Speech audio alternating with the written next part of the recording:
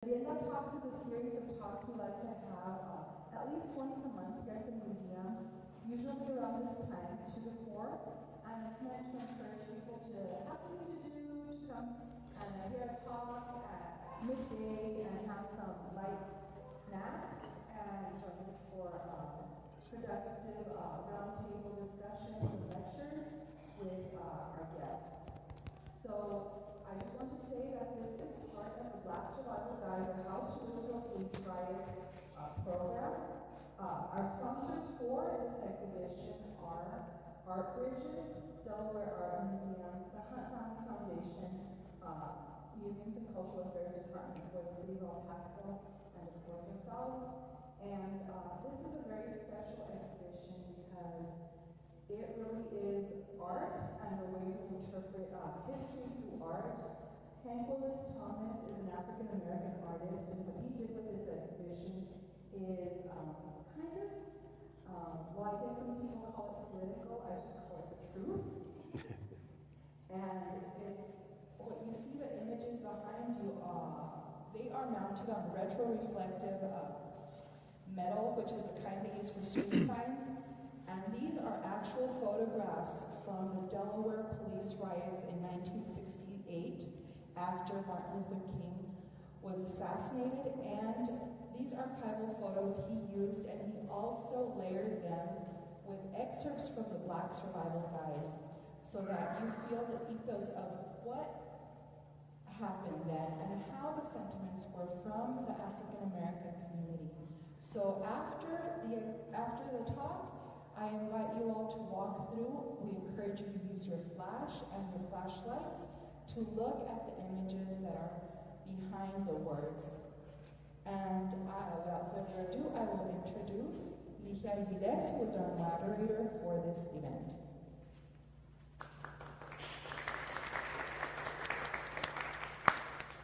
Thank you, Erica, and thank you to the museum. And I'd like to welcome you all to this Merienda talk. And to the museum for choosing to talk about this crucial theme of Black and Latinx solidarity. I'd like to especially welcome our special guests. First, Dr. John Marquez, who's the author of the book Black-Brown Solidarity. He's the Associate Professor of African American Studies, Latinx Studies, Gender and Sexuality Studies, and Latin American and Caribbean Studies at Northwestern University. Thank you. And Pastor Michael E. Grady, community organizer, religious advisor for the NAACP, former president of the oldest NAACP chapter in Texas, which was here in El Paso, which is here in El Paso. He is also Border Network for Human Rights board member, and so I would like to welcome him here today as well. So there are two exhibits currently here at the museum: the Black Survival Guide, and also an exhibit on the story of Dolores Huerta and the United Farm Workers. And I think these two exhibits help set the context for our discussion today on Black and Latinx solidarity, which I would say is absolutely key to any effective struggle against systems of economic, social, and environmental injustice. And this makes it quite a dangerous subject, at least to the status quo, which is perhaps why we don't hear more about solidarity actions and interethnic cooperation, our shared histories, and our intersections. This forbidden knowledge, as historian Paul Ortiz has called it, has generally been omitted by mainstream narratives in favor of our ruptures and our conflicts. So I see this Merienda talk as something of an intervention, but I also hope it provides inspiration and motivation to continue battling our own internalized colonialism and anti-Blackness in the Latinx, Chicanx community, and that we leave today with a better knowledge of the history of interethnic solidarity and with renewed ideas for future practices and actions. And that is where our distinguished invited guests come in. Pastor Grady and Dr. Marquez, thank you both for being here. First, I hope that you might both talk a little bit about yourselves and what brought you to this work.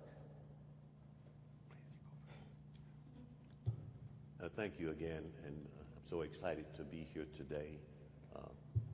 the work began in my life at 12 years of age. I was set apart for the ministry. I've been preaching now 57 years.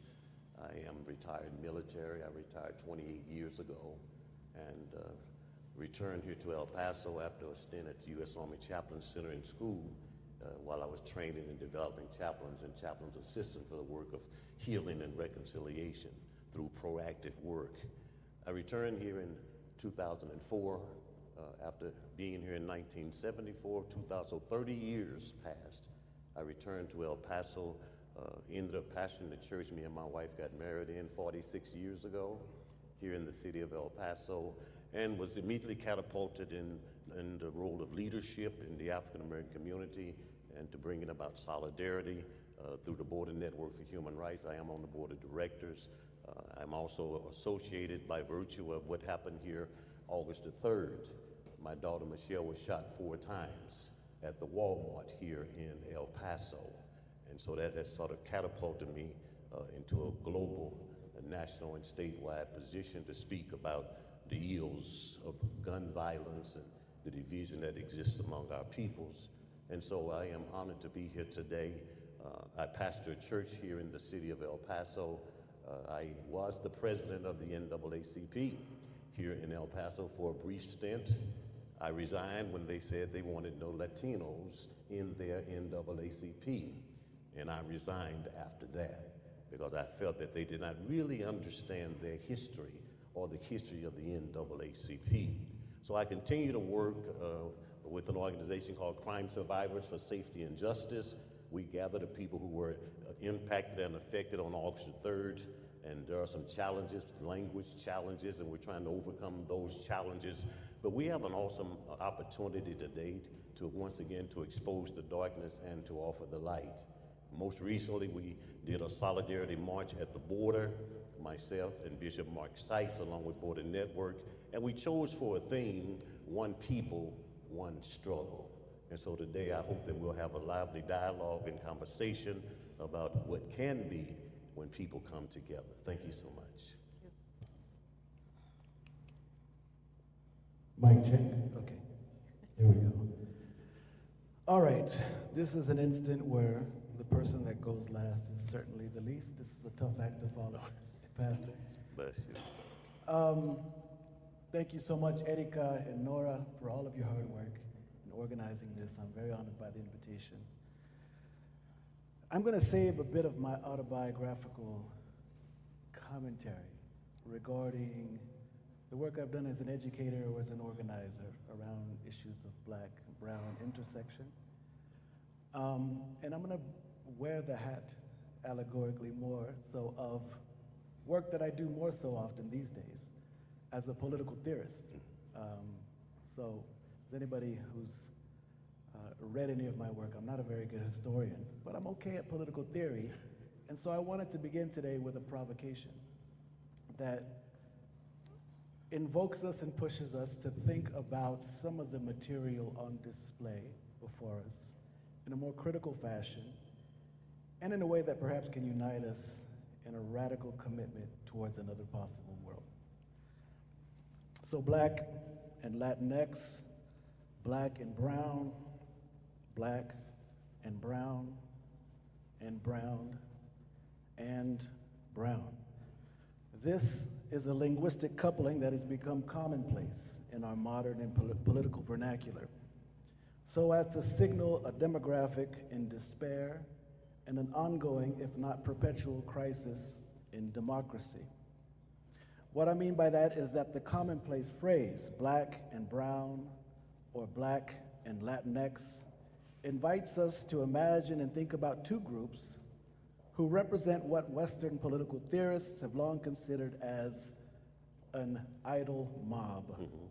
That is, those whom, since Greek antiquity, democracy has either left behind or has failed to fully incorporate into the body politic, or those who are essentially, if not primordially, disqualified from participation in democracy, and thus those who are naturally unqualified for the rights and protections of full citizenry, and thus are only fit for the role of the slave. From Plato through Locke, Montesquieu through Jefferson, Lincoln, and even in some of the rhetoric of Obama, the idle mob is a problem. The idle mob is always feared as a primary threat to democracy. Something must be done with them, and attention must be given by our public institutions. But what essentially does our attention do or change? What are we asking our exhibits and curricula when they refer to the black and the brown, and specifically within the context of struggle, which is, in and of itself, a context that refers to black or brown as imperiled or as struggling to gain full access to democracy. It was thus not by chance that America's most brilliant scholar and historian, in my eyes at least, W.E.B. Du Bois, posed the question of, quote, how does it feel to be a problem rather than a person, end quote, when he was pondering the meaning and salience of black political identity or consciousness in the early 20th century and amidst the terror of Jim Crow. What Du Bois was essentially referring to was how blackness attained a salience and a place within our vocabulary because of or through the violence and structure of slavery. Slavery, in this regard, was envisioned as much a structure as it was a historical event. He was referring to a pessimism regarding whether or not the ethos of this arrangement could be reversed through liberal reforms, through critical education, or by placing our struggles on display. In Du Bois's occasional pessimism, as across the entire genealogy of the field of black studies that I work in, black was the category originally developed to demarcate and refer to the enslavable. The slave, in Western vernacular, was a subcategory of humanity, essentially that was needed to rescue those who Plato once referred to as the free laborer of ancient Athenian society from the idle mob, allowing the free laborer to function and participate in democracy as citizens. Plato, for example, was skeptical of free labor, not sure if they were qualified for full citizenship. Despite his skepticism, the free laborer was allowed to participate and be afforded protections while the slave could not. And thus the contours of democratic citizenship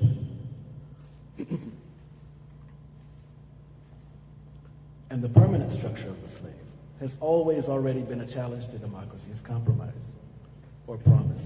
This challenge increased exponentially in the making and structuring of the Western or the modern New World. The black subject was needed to create its antithesis, the white worker, the quintessential model of citizen. Slavery and the emergence of blackness thus created the modern category of human and demos of democracy as we know them. We the people has thus never been fully able to incorporate the black, forcing young activists at the dawn of this millennium to still use slogans such as Black Lives Matter, to still plead in this day and age for a basic inclusion of black life into the realm of the human, much less the protected citizen. This is not to be taken lightly. Language matters, as does time. American democracy has always dysfunctioned because of this defining attribute, this disallowance of blackness as fully human, thus raising the skepticism about whether or not the black subject could ever be attained an equal access to universality. In Du Bois's estimation, American democracy is forever undermined when the white worker of the South failed to envision his solidarity with the black worker during the Reconstruction era, and instead chose to fully invest in white supremacy and white masculinity as defining attributes of his superiority. This defines what many have called the proto-fascist impulse of post-Reconstruction America. By investing in white nationalism rather than a class consciousness, white workers essentially set themselves up to be exploited and neglected in perpetuity. It instilled in them an anger that could only be vetted against the black, against the immigrant, against the brown, against the woman, against the queer. The white got to be the free laborer, while the black was locked into a perpetual status of unfreedom. Again, the structure of the slave or slavery's afterlife remains with us, and it haunts us. If you just bear with me a few more minutes, I want to unpack how this attaches or links to the brown part of black and brown. What then are we doing when we link the term brown to the term black? To problematize this, I borrow the term presupposition from Marxist cultural theorists to suggest that in our discourse and language, there is an inherent political expectation that is confined by what is actually possible or impossible in a modern nation state like the U.S. On the one hand, when we say black and brown or black and Latinx, it is as if we are presupposing that there is an equivalence between their dilemmas, histories, and struggles. On the other hand, we also presuppose that there is some inherent equivalence when we add terms such as solidarity or coalition to our phrasing in this regard. That is, we presume that there is a shared history of struggle against exclusion or dehumanization that should, in all logical terms, result in some sort of radical political project that could change the world as we know it. We essentially sit and we wait for the black and the brown to figure it out, to unite, and to save us from ourselves. And yet we're still waiting for that moment. What does the delay mean? What does the time lag mean when considered now within the decades that we've been waiting for it to transpire, for it to be more manifest in our daily lives, for it to live up to the rhetoric of the radical 1960s that gave us so much of the terminology that we use in exhibits like this, or in fields like Black Studies or Latinx Studies at our universities. I'll conclude with two additional provocations that might guide our conversation for today. They might spur a generative dialogue amongst us, or they might stir an outrage from you towards me, and I'm open to either. Provocation one. What is black art? What is black history? And what does it mean for us to place it on display? If indeed the term black was created to refer to persons who, as Du Bois suggested, are and perhaps always be deemed to be a problem within American democracy, a racialized idle mob. Is black art not essentially guided by two leitmotifs or themes in particular? Leitmotif A, spectacular representations of black suffering at the hands of white state agents or vigilantes. We see it in our museums, we see it in our display, we see it in our curriculum. The other theme, B, leitmotif B, romanticized representations of black subjects trying to free themselves from this routine of spectacular violence. This represents a dialectic, those two dueling images, attempts to get free and displays of suffering. That forces us to theorize, the dialectic forces us to theorize freedom outside of the logical confines of Western thought that persons like Plato are credited for inaugurating. Freedom, and this is where it gets interesting, hopefully. Freedom, in this regard, is what you do, or is how you respond to feeling and the reality of being unfree, harmed, and dehumanized. Plato's contemplations on virtue as a prerequisite for democratic participation, for example, are no match for Du Bois's or Toni Morrison's ensuing contemplations on blackness and freedom. Freedom is not a place that you reach. It's not an ultimate end goal where you can prop up a flag and wave it as you've accomplished something, some utopia worth defending at all costs. Building on the work of Du Bois and other historians such as C.L.R. James, the prolific black scholar Cedric Robinson, who had a big influence on me, once referred to this as a black radical tradition. Du Bois and James, for example, with their detailed accounts of the Haitian Revolution and of the Reconstruction era here in the United States, demonstrated that the closest thing to democracy that the Western world or the Americas has ever witnessed are black slave revolts and moments of black marronage or radical social protest against the status quo. These, in their estimations, were true revolutions guided by the ethos of the truly unfree, getting free or dying while trying to do so, not an attempt to gain access to full citizenship, but to abolish the entire scale of its value. Black revolutions, as such, were truer representations of democracy, of revolutionary democracy, as compared to the more celebrated and known events such as the American or French revolutions. In black revolutions, the demos, we the people, is open to all. This deserves repeating. Black freedom struggles, black revolts against the structure of slavery and against the perception of blackness as a problem are truer representations of democracy than anything that Plato or his descendants could ever imagine. They are so because their quests to get free did not compromise the freedom of anyone else in the process. No one is harmed by black revolution, but everyone prospers from it. Once again, who best knows what freedom is or what it can be than the unfree? The second provocation, and I promise, moderator, I'm almost done, really quickly. I'm a long-winded guy. I get trapped in my own thoughts sometimes.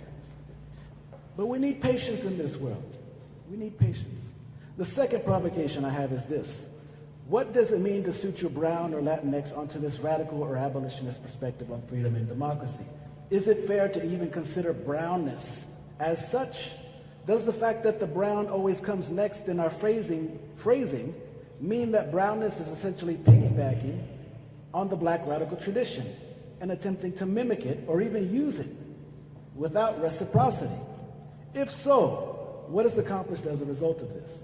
For over 20 years now, I've been speaking at events like these, and not once has one of them been named brown and black or Latinx and black. It's always black and brown or black and Latinx. The black always comes first. I think there is a reason for this that deserves a consideration as I conclude. For one, I'll say that this phrasing, with black before brown, registers that there's a widespread, if not conventional wisdom, that chattel slavery or the transatlantic slave trade represents the sharpest and most extreme contradiction in the history of American democracy. Little in this regard does more to persistently haunt or unsettle the U.S.'s self-reported image as the cradle of democracy in the world than does African American history. But I also think there's more to the story that a history of a place like El Paso and Ciudad Juarez forces us to reckon with. And this is where maybe brown can come first. It is my belief that brown or brownness is essentially a reference to indigeneity. To those who stood as obstacles to Europe's manifest destiny and the future of capitalism. A reference to an ancient and indigenous connection to these lands, upon which a capitalist economy was built largely through slavery and imperialism of a different sort as its points of origination. Similar to how blackness is delinkable from what Saidiya Hartman calls slavery's afterlife, brownness, in my purview, is delinkable from the ongoing nature of conquest and genocide. Conquest was thus not an event, but it's the very structure from which brownness should be theorized, and possibly also the term Latinx. Conquest is perceived as the starting point of history and the structure through which indigeneity is either forgotten or disremembered. There's no better representation of this than the world's largest statue honoring a conqueror that sits outside of El Paso's airport. Brownness is thus not only a reference to a particular ethnic trope or culture, it's a reference to flesh and bodies and lives that survive this symbolic violence and that still have hope and potential imbued within them. Brownness refers to an innate relationship between flesh and imagination and local ecologies for millennia, long before the arrival of both Africans and Europeans in this region. A living and surviving and a loving brownness that is equivalent to blackness for how it carries forth a more radical and truer articulation of who is we the people, or what democracy can be. Therefore, what often seems to be missing or overlooked in conversations regarding suffering and theories of freedom in the U.S. are genealogies or epistemologies of life that existed long before black-white tensions of the New World, long before the black radical tradition. Native and indigenous lifeways are too often foreclosed as part of an ancient past that America's politics have transgressed or moved beyond. At best, brownness is imagined as connected to a troubled history that came before the black radical tradition, but that's not a part of it. This is a mistake. This is a conundrum. I, for one, cannot help but to feel a love supreme, to borrow the phrasing from John Coltrane, in a land like this, where my own ancestors continue to live and love in ways of ancestors across a millennia. El Paso, in my eyes, is the brownest city.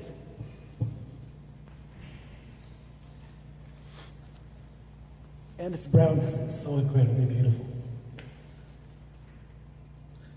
It's a brownness that can survive anything, that can come to destroy it. They can keep coming with their plans to destroy and subdue or exploit or dispossess us of our homes, and we'll keep surviving. And in the process, we will demonstrate a will and a lifeway that is far stronger than anything a white nationalist can imagine. Whiteness is like a bucket with a hole in it that can never be filled. Whiteness comes to a place like El Paso in an attempt to fulfill its emptiness. Brown folks are stakeholders of this land, and our black arrivants, our brothers and sisters, are our honored guests, here with whom we'll build a truer sense of who belongs to we, the people. The people of the horse, los gringos, continue to wander in search of a soul that they surrendered long ago in their own indigenous lands of Europe. Theirs is an ethos born from an unquenchable need to conquer and steal. They do not only not know themselves, but they can never know themselves. Blackness and brownness are both an ethos born from an unquenchable desire to get free. To get free from harm's way, to live in Osho, the beauty way, in balance. Once again, I'm going to close by asking the question, how does this relate to blackness? It's more of an ethos that connects blackness and brownness. It's an actual history. As Cedric Robinson and Du Bois also point out, black slave rebellions or other radical attempts to get free could not have been possible had it not been for the relationships or solidarities built between native peoples here and Africans. Africans fled plantations and burnt many of them down along the way, only to reach indigenous refuges in the jungles and mountains across North America and the Caribbean. Thus, the unfree of C.L.R. James's and W.E. Du Bois's radical imaginations were not only black, there lingering in the backdrop of their prose were the Taino, the Apache, the Arawak, and others. Lastly, it deserves mention, and as my brother, the prolific historian, El Paso's own David Romo, has helped me to better understand, some of the first slave revolts on this continent happened here. Just meters away from where we sit today, where Tampachoa natives revolted against their Spanish enslavers and burnt down the local missions and plantations. This area's history, furthermore, is filled with examples of Ende or Apache peoples fleeing from slave drivers to escape to nearby mountains. Just as the modern human was always juxtaposed against the image of the black slave, the modern human here was invented in juxtaposition to the brown, to the Ende, Tampachoa, Seneca, and etc. The unfree have always been black or brown, and the unfree remain as our true moral witnesses and guides to freedom. That is essentially what's on display for us here today. It's the guiding ethos or presupposition of exhibitions and conversations like this. America cannot be made great again, because the way America was originally made was never great from the eyes of the black and the brown. Yes.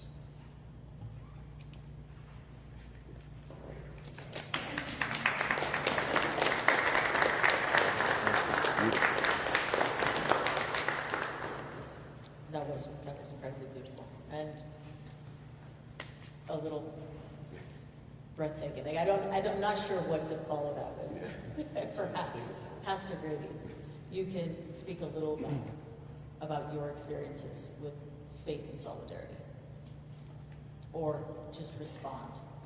Well, I think one of the greatest challenges, thank you so much, Doctor, for that oration. The greatest challenges that I find between faith and solidarity is courage. Courage. I just returned from the Poor People's Campaign in Washington, D.C., where thousands of people were marching, dealing with issues of homelessness and hopelessness. And as we were marching toward the Capitol, there were people sleeping in tents on the side of the road who were indeed homeless and hungry and destitute. And I wondered the question again that I often wonder: what will catapult us into real change as it deals with solidarity? One of the greatest texts that I've ever read in the Holy Writ is when John the Baptist was in prison, about to be beheaded. And he sent his followers to Jesus and asked him, is he the one or should we look for another? Now, Jesus could have said, go tell John I'm the one, thank you for all you've done. But that's not what he says. He says, go back and tell John what you see and what you hear. And today, as we deal with this very critical issue of coming together in unity, we must be able to have a model to follow. Not a model of rhetoric. We're great talkers. The Million Man March only left the lawn of the White House full of beer bottles and chicken bones, but we went back to our communities and we sat down and we did nothing. The march on Saturday, the Poor People's March, when we left, they were still poor. Those thousands showed up, appeared to be in solidarity, black, white, brown, and black. Folks standing together, singing together, sharing together. The faith question beckons us to action. Action means that we've got to be able to see ourselves as being part of the solution and not part of the problem. All around the walls, and I use this term quite often, is his story. And I say, when are we going to begin to write our story? Our history trapped us in a place of fear and distrust. When my daughter Michelle was shot at the Walmart 4 times, the weeks and days following that, I would mention that, and people say, oh, a black person got shot at Walmart? I thought he came to kill Hispanics or Mexicans. That's kind of an ignorant statement. But in this city, I've been back here now 17 years. I serve with Border Network for Human Rights, deal with issues on the border, solidarity, bringing people together during the struggle. But we must first admit that there is a real problem of black and brown coming together, having a conversation. Purses are still clutched when I get on an elevator with a Latino. When I go into a store to shop, I get the looks. Simply because I'm tall, dark, and handsome, maybe not. But the challenge is faith must have a response, because our histories are intertwined with suffering and pain, hatred and division. We are our brother's keeper if we dare rise to the occasion. Or we are simply assimilating to what we see and what we hear, the models that are around us. We never speak truth to power. We never acquiesce toward conversations and relationships that challenge us at the very core of who we are. El Paso, I remember the former bishop of El Paso said, Pastor Grady, we have 250,000 Catholics at our disposal. And I said to him, so when is change going to take place? One day we must come together at these kind of tables and admit that we have not done all that we could do. We've allowed images, we've allowed our fears, we've allowed past historical lessons to become the armor by which we move throughout our community. And as we are the most educated people in the world, we're the smartest folks on the planet, we still have not been able to answer the question, what's wrong with us? Why are we killing ourselves in cities and communities? What's wrong with us? We adopted a slogan after August the 3rd, El Paso Strong. I remember talking to Anderson Cooper in one of the interviews, and my rebuttal to that was, we shall see. Real strength comes from self-examination and wanting to be involved in the process. The wisdom that has been given from above calls us to action while admitting sometimes we don't know which direction to go. Collaboration calls for transparency. I challenge the people of El Paso, as long as I've been back now 17 years, that we've got work to do. The NAACP, the oldest branch in the state of Texas, we've got work to do. Juneteenth just passed. Great celebration. But now the chicken has been eaten, the watermelon grinds have been thrown away, and now what shall we do? Except come to a place of understanding the challenges that are before us. Because of our pain being similar, our struggle being similar, you would think that would bring us together, but there are demons in the closet that call us to judge one another and to compare our pain with your pain. Wasn't that bad for you? Wasn't that bad for me? But until we are able to see that faith is not about going to heaven, because the question is, what are we going to do in the meantime? And in the meantime, we must ask the hard questions. What would El Paso be if the brown and the black would come together? What kind of nation would this be? Because word on the street is we outnumber our Anglo brothers and sisters.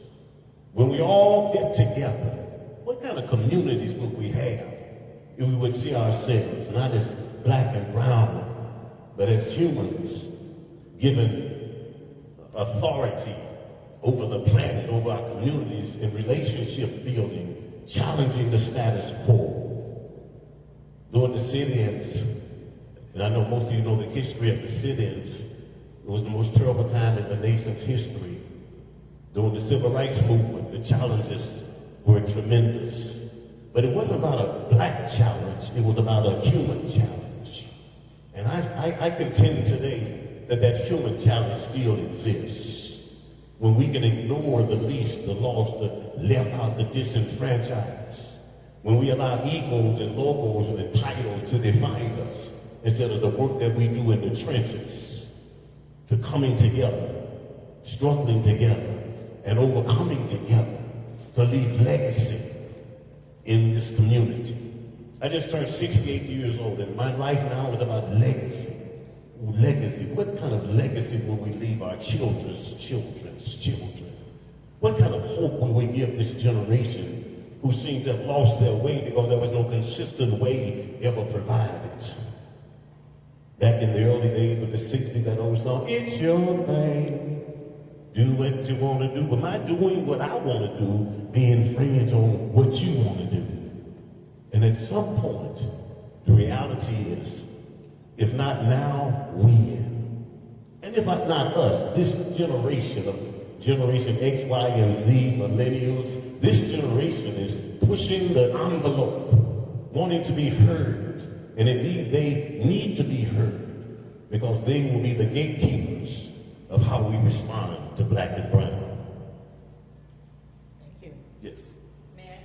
Of course. I have a question. There's several institutions represented here. I recognize some people. And both of you said something that are very important. I heard from Dr. Marquez, revolution, but you did something that was kind of revolution. You resigned. Yes. When we talk about these institutions, be it government, religion, whatever, how do we revolt? How do we change these institutions? In your instance, it was resignation. Do we just resign? Do we leave? How do we change the church if we don't like it? How do we change our government if we don't like it? What do those things look like to Dr. Marcus? Yes. What do they look like to you, Reverend? Okay. You want to go first? No. Change really looks, the picture of change is about people in this room going to those areas where they're troubled in their soul. Because our real pain is inside, is covered up. It may come out by purchasing an AK-15 or whatever, but our real struggle is within ourselves. And so no one in this room can know everybody's struggle. The religious question, the institutional question, again, is about being proactive and doing the best we can to move in position. I often ask people when they talk about city government, for instance, in El Paso, nothing's happening. My question is, have you registered to vote? Are you at the table?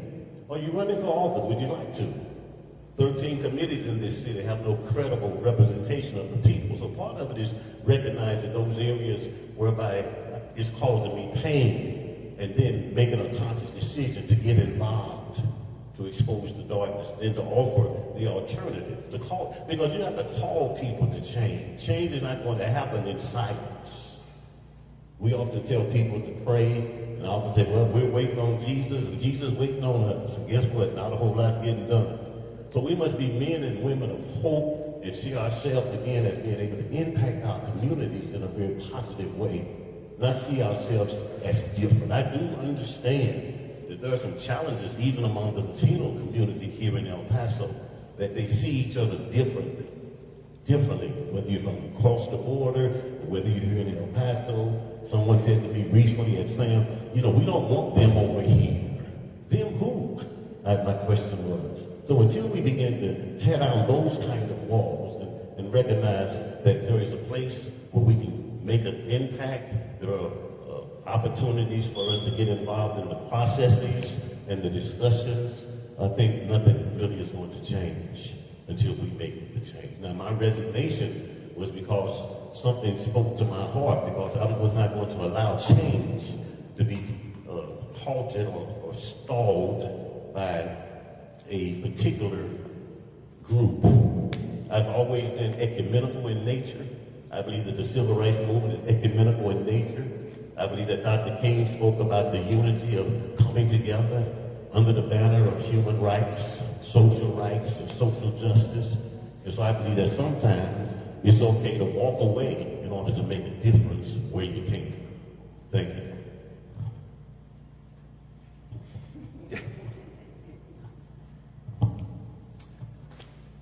Wow, okay. I'm glad my mic doesn't work.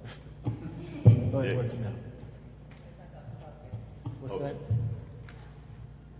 It does work?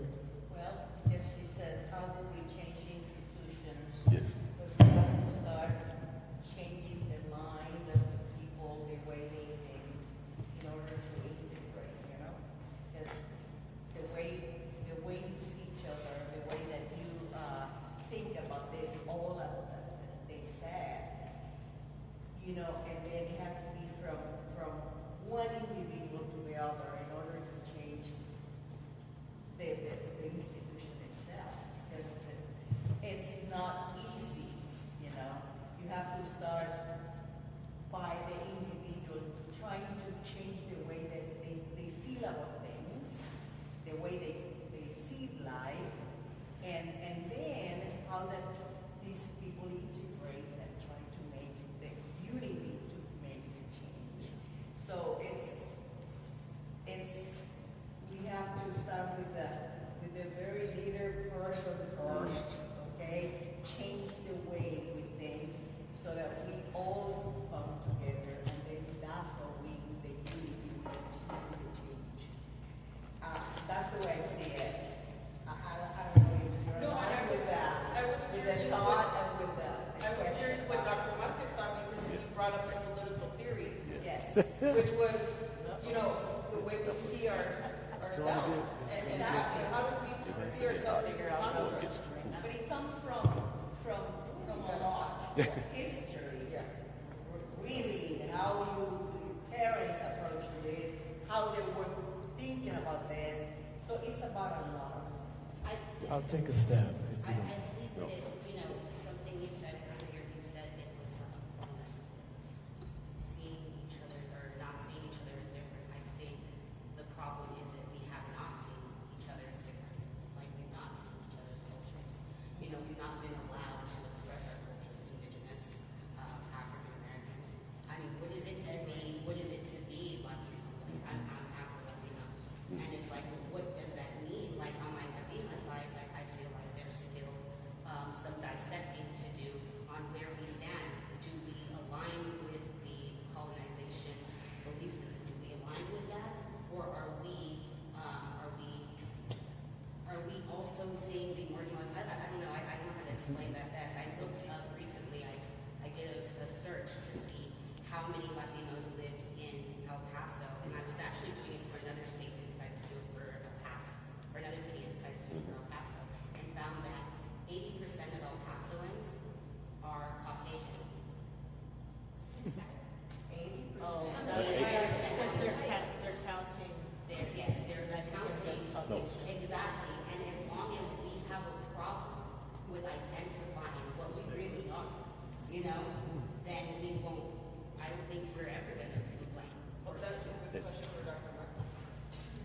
let's use hear that. from you, Dr. Marcus. 80%.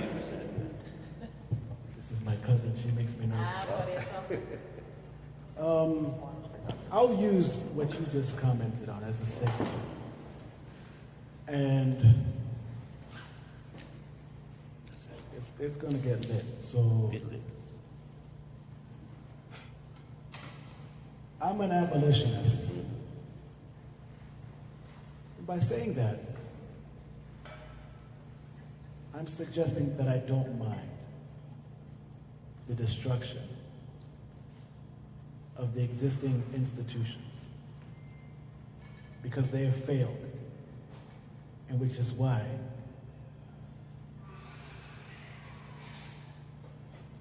we've been speaking on these topics for as long as we have. We need new models. Now, when I say destruction, I don't mean literal violence.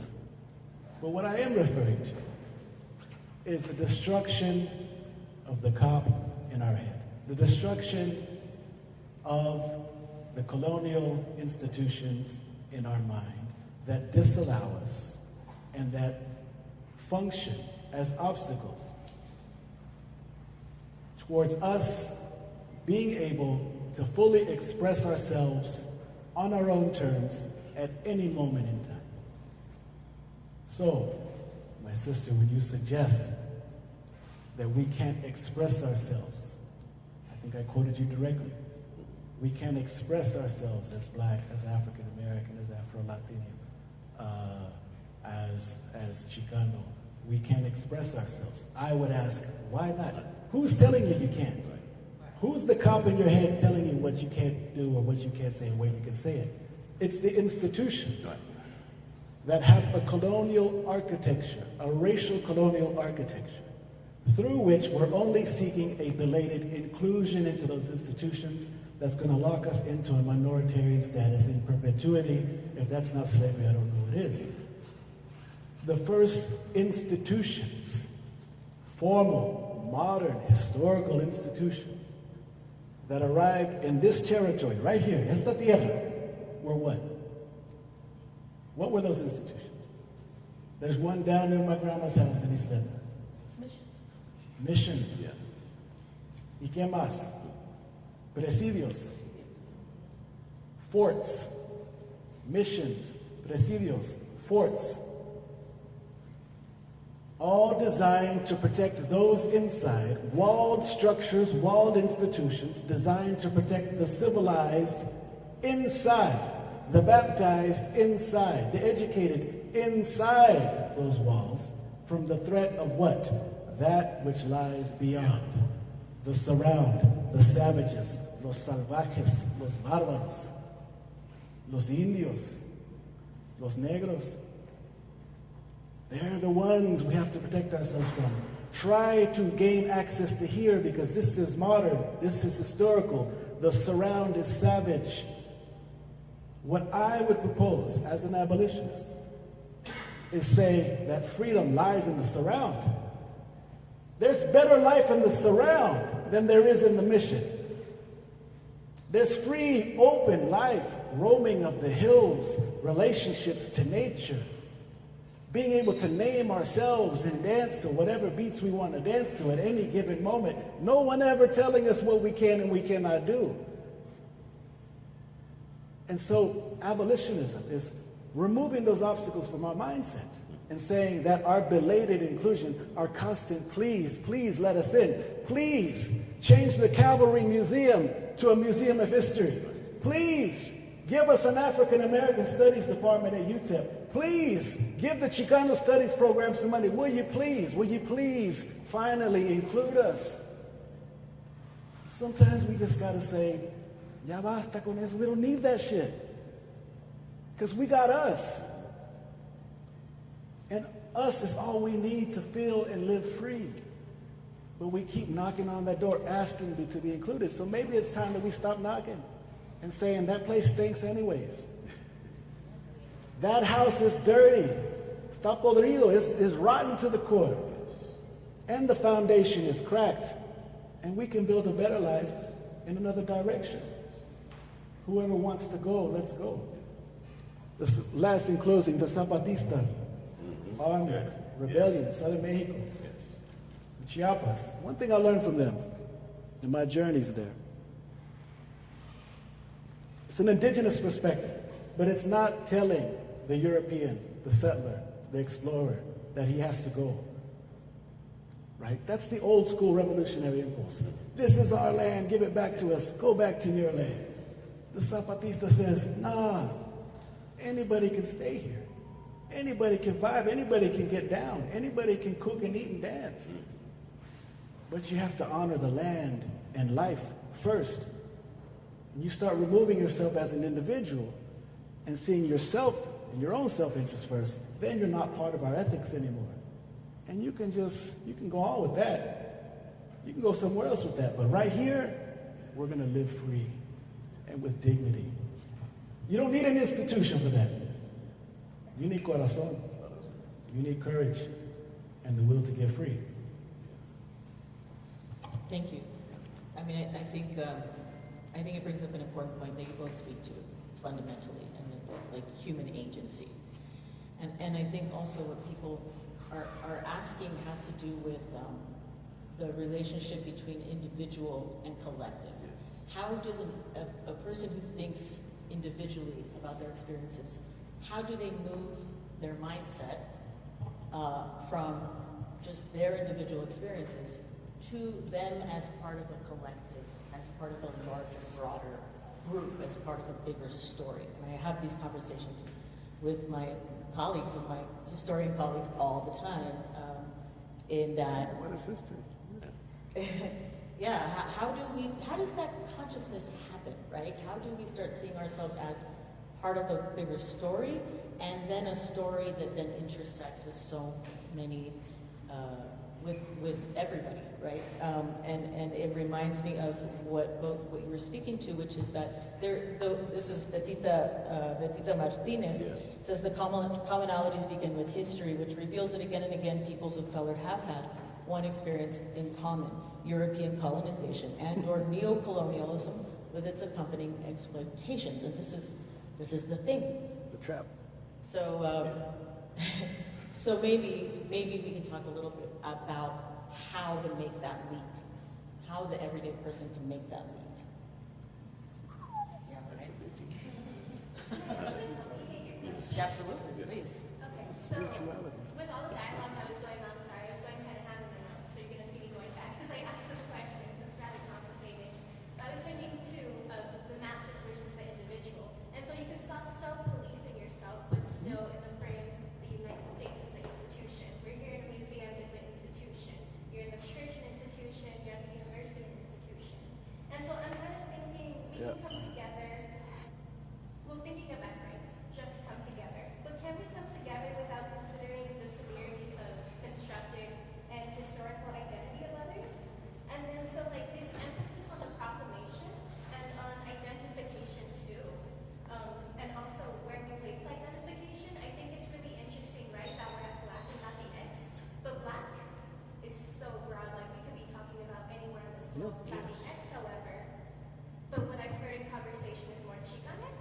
We're talking like in scope of here because, you know, the other one would be the Americas, which is two hemispheres.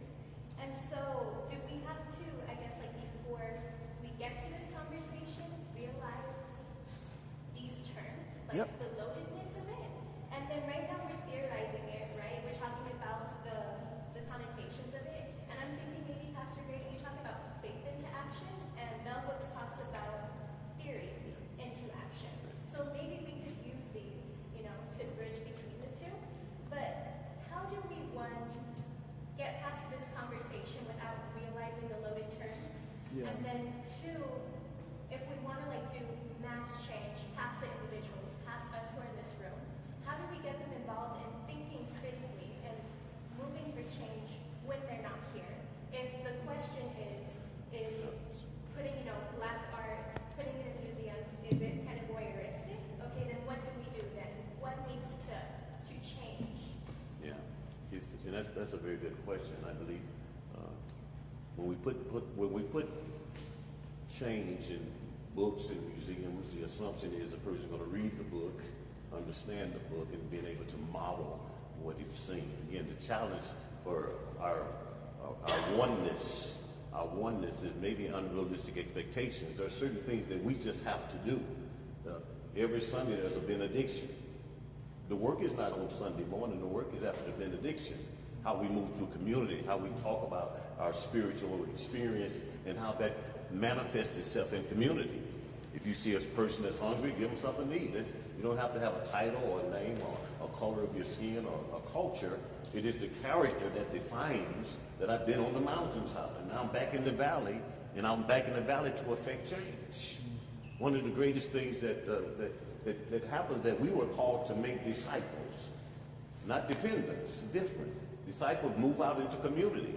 We're called to release them, to empower them, to give them the courage. That word courage, we have 4 pillars in our ministry. And the first one is courage, competence, commitment, and consistency. And every Sunday I say that first C is wearing us out. We've lost our courage. It's easier to assimilate. I will if you, what you gonna do, girl? Man, if you do it, I'll do it. But we've lost our individuality and our individual passions. And we've left our future into the hands as followers rather than leaders. So part of this whole dialogue is how do we get to this point? Because our ancestors, the people who came before us, were warriors and fighters, and gonna let nobody turn me around, turn me. That's a song, but before the song there was a discussion that we're going to leave this mountain and we're going to go back into our communities to the best of our ability and live out our faith in changing the narrative. And there can be no change with just rhetoric. It has been said, if you want to keep African American folks ignorant, put something in a book. But I think that's for all people. Some things are so readily available to us, but we read them with slanted concepts of the things that we've seen modeled. And so we don't think change is, I'm not going to vote. Why should I vote? Nothing's going to change. Well, how do you know? There has to be a hunger that change first begins with me. And then after my understanding, my knowledge, I'll get Harriet Tubman went back through the Underground Railroad. She could have just got up north and said to us, we'll pray for you. But she went back. And not everybody wanted to come with her. But those who were ready and willing to risk their lives for what they thought freedom was. Proverbs says, as a man thinketh, so is he. So if I can get you to think of yourself less, then you'll begin to model less. You know, your question about, and he responded, who told you that? One of the greatest challenges, and then I'm going to do like I'm a hush, but one of the greatest challenges I've ever read in the scripture, second greatest, is that when God came back to the garden looking for Adam, he said, Adam, where art thou? And Adam said, we're hiding because we're naked. And according to the text, God said, who told you that? So sometimes we think we're naked when we're fully clothed with courage and competence, commitment, and consistency. We're waiting on another Dr. King. We're waiting on another Ralph Abbott. We're waiting on people that have fought their fight. But this generation of warriors that comes now will ask the question, how did we get here and what are we going to do to change it? Because it's not a comfortable place to be. I hope I answered the question to some degree. That's a hard question. That's a hard question. I'd like to, Professor, if I could respond to great questions. And I wish we had more time to talk about these because I think they're brilliant. And thank you for referring to the work of Bell Hooks, and may she rest in power. You're right. What you're referring to is, we often also refer to as both the linguistic and an epistemological stranglehold. Like we're limited by the very terms of identity and language and institutional infrastructure. And I get this all the time. I go to black and brown communities I live in Chicago, across Chicago. And, you know, I grew up in a working class family and a working class neighborhood in the South. I'm from the Houston area originally. Predominantly black community was the community of my childhood. So I learned political theory through black struggle and around and through black history. And one of the things I encounter because of my background in Chicago is I go to these communities and I start using the word we openly. It's like, well, we should think about this, and we should do this, and we should do that. And to quote my old man, sometimes people retort to me and say, what's this we shit? Yeah. You got a frog in your pocket? Like, what's the connection? Like, what's this? You're not a part of us. First of all, you're not from here. Chicagoans are very particular about that. You might know. Yes, sir. You're not from here. You're not from this neighborhood. Second, and this is the institutional trap. You're from Northwestern. You coming over here talking about what we should do with all your privilege and all your tenure and all your salary and all your credentials, and you're trying to tell us what we need to be doing? And I have to catch myself and to think, oh, that might be my background. I might come from that struggle, but I also have to listen in that regard. Stop and listen to learn about how the institutional reality is shaping the encounter, el encuentro, right? And so there's a lot of useful terminology that we can use. So when I introduced the more kind of radical abolitionist perspective before, when I'm talking about when I refer to it as a psychosocial and mental process, I'm also referring to things that we can do otherwise. Otherwise is the key term. How can we create this conversation? And much credit to Dr. Marin for curating this conversation and this moment, because this is an otherwise moment. It's probably not the type of stuff a lot of people thought they were going to be hearing in a space like this and on a day like this. But the curators knew what they were doing. They were trying to stir something in a different direction, a different conversation. We're creating an otherwise moment. What I mean is it's something that is happening, but that probably isn't designed institutionally to happen in that space. It's a radical moment of possibility that can gesture towards other possibilities outside of that institution, but that is stealing away from the institution for the time being. Right? And so there's this wonderful quote from Fred Moten and Stefano Harney's The Undercommons, when they say that our only relationship to the university is the relationship of a thief. We're here to steal from the university. They're not saying actually steal material resources, but steal time and attention and conversation away from the logics of individualism and capitalism and corporatism and professionalism that the university operates by, and competition and meritocracy. So there's a term for that called undercommons, right?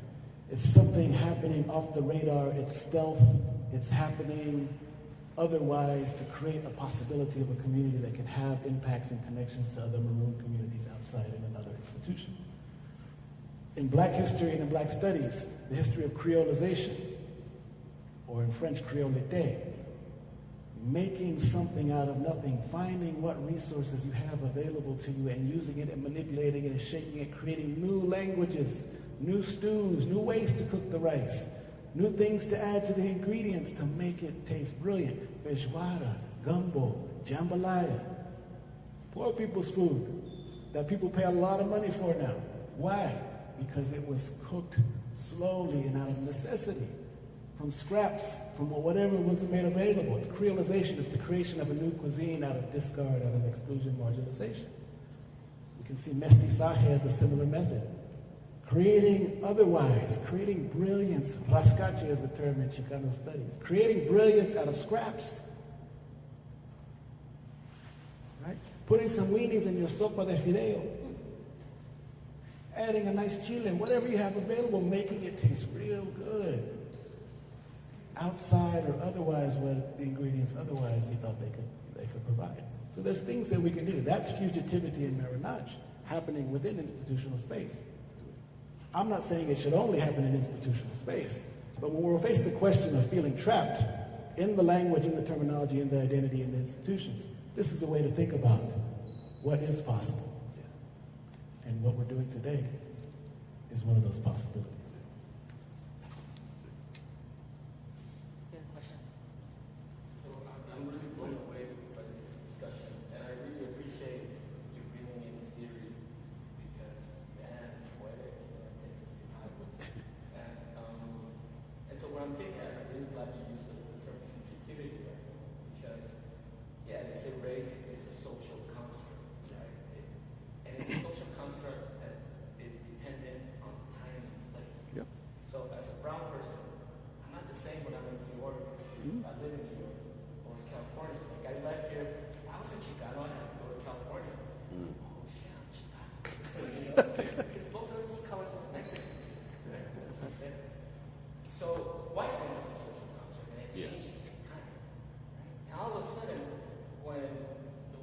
our lands are taken from us in 1848, we become white by treaty, but we're not really white. And so we're not even counted as Mexicanos or as brown people. It's not until 1930 that Mexicans becomes a category just briefly, right? So the census between 1790 and 1850, the only two races are black and white. So we disappear as brown people. And even our names, Hispanic, Latin, Latinx, the X is cool, but that's an erasure of colonial. our brownness, right? Our indigeneity. So if we have to define ourselves based on colonial interpretations of who we are as a race, then we're always inevitably going to fight. Right? I think the idea of black fugitivity and brown liminality, that's, I don't know. I don't know if I've coined that phrase. That's who we are. I'm going to cite you. Crossing borders. Right? Like Gloria Santula that says that's what you're supposed to do. We're always supposed to cross borders. We're never here or there or both simultaneously, right? Because when we define ourselves as attempting to be included, then you get what El Paso happens in El Paso in the 1930s, that white folk here wanted to redefine brown people as color. That's what the term they used back then. And they all said, no, because then we're going to be treated in the same way as African Americans have been treated, right? So inclusion has always involved being pitted against each other, competition. So right now we mentioned Harriet Tubman. Everybody knows about the Underground Railroad with the help of some white folks, progressive white folks, up to Canada. But how many people know about the intersection between slavery, and I'm talking about the 1830s, 1860s. There's the other slavery that I think you brought up, Professor. There was an Underground Railroad to Mexico, right? 4,000 African Americans escaped to Mexico. And how many people know that hundreds of Tejanos risked getting expelled from their own lands and being killed to show solidarity, right? Tejanos would hire Africans and enslaved people. So you don't know these stories, right? So what does it mean to be black in the frontera? It's different than being black in the East, right? What does it mean to be a Mexicano or brown person here, right? So localized histories, localized knowledges are super important. And they have to be mixed with theory, right? They have to be 50% honest, right? Because like right now, El Paso and Buffalo, it's the same problem, right? White replacement, the erasure, trying to literally eliminate black people in this country. It's the same thing that they're trying to do. And all you have to read is their manifesto. It's the same critical analysis. And they're using critical theory too. Man, that manifesto in Buffalo, 180 pages. Using the kind of most advanced modern eugenics. So, where do we start seeing how people have been pitted each other? We just celebrated Juneteenth, right? That's 1865, when people in Galveston are okay, they're free. So what happens in 1866? These free African Americans are sent to the border to keep down, brown spirit. So they're sent here to the Southwest to fight against Apaches. And I've read some of these incidents where the African American soldiers, this Apache woman, she's trying to escape. And they said, we have to kill her and shoot her. Nothing else was said. Like, we got to do the job of our former owners, right? To make the frontera safe for capitalism, for the railroads. We got to push indigenous people to reservation. Do I blame African Americans for what happened?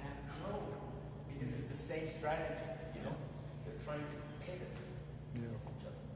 And erasing our history has always been Critical race. Professor Romo, just very quickly, this is why I'm a reformed historian and now more of a political theorist, an artist, because I get trapped in the language. You get trapped in the events and not without our ability to theorize the very structure of what we're considering. And so I often get this all the time. People are just like, well, you're using words I never heard before, man. Like, you're making shit up. And I'm like, no, I'm not, but I kind of am making stuff up. Because we need to make some new stuff up. Like, for real. We need new language. Because the only language, the older language, only locks us into these kind of colonial categories. We can only be belatedly included into these institutions as such. Belatedness is not enough for me. I can self-determine something else. I would just very briefly again, I was reading this history of an Apache slave revolt in Cuba. Oh, yeah. Apaches were taken from this territory. And even the term Apache is a colonial term. I don't even like using it, but you all understand it than if I say Ende. Apache slaves, the Spanish colonial slave trade, rounded up, deported, chattel slavery, slave trade, sent off to Manila, La Habana, Cuba, other places, because they were felt that those slaves could be controlled better, Apache slaves could be controlled better on plantations if there was water between them and their families. Apaches, in their will to get free in Cuba, were in the plantation. El Gordo and El Chico was their names in the Spanish colonial register. United with Muslim Africans who were enslaved alongside them, who had the Quran memorized in their brain, and the Quran was telling them to get free, because this is not life, it's a denigration of life. Somehow, somewhere, they were able to communicate with one another, the Apaches and the Africans, and say, we need to get free. And they did. They burned the whole shit down and escaped and ran off to the hills. What did they become? Nobody knows. There wasn't a term for it. There wasn't an identity for it. There wasn't a phrase for it. But what they did, it's not what they became, it's what they did was get free. And they did it together. That's an example. You need theory to theorize that. What is the will? You need spirituality to drive you. That there is something more divine than this, than these institutions, than these obstacles. There's something more to life than this. And I believe in it. And it's going to drive me. Right? So this is one of these examples where history and theory connect in a unique and intimate way, but so important. That's fugitivity.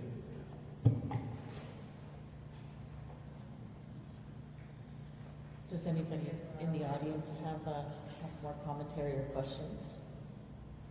If not, wow. I think personally, I could keep going. We keep going, but I think the event is probably at its end, and I know that Erika Marin has invited everybody to please walk the exhibit and also the Dolores Huerta exhibit downstairs. Erica, are you around here somewhere?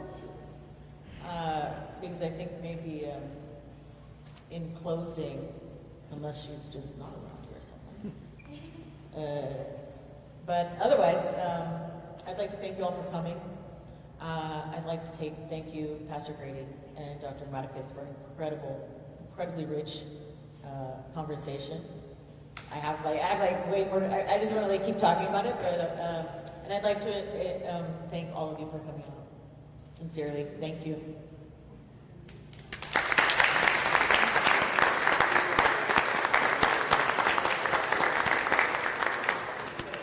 Excellent, excellent, excellent. Yeah, I think you did it. Excellent. The word excellent is whole and complete. You were the star. I'm just trying to follow. Oh man, I just came from DC. Everywhere we go, we're meeting with groups like this, but then they go home and they don't talk about it. It's not replicated because it's good. Like I said, oh, you want your? I was gonna take it home.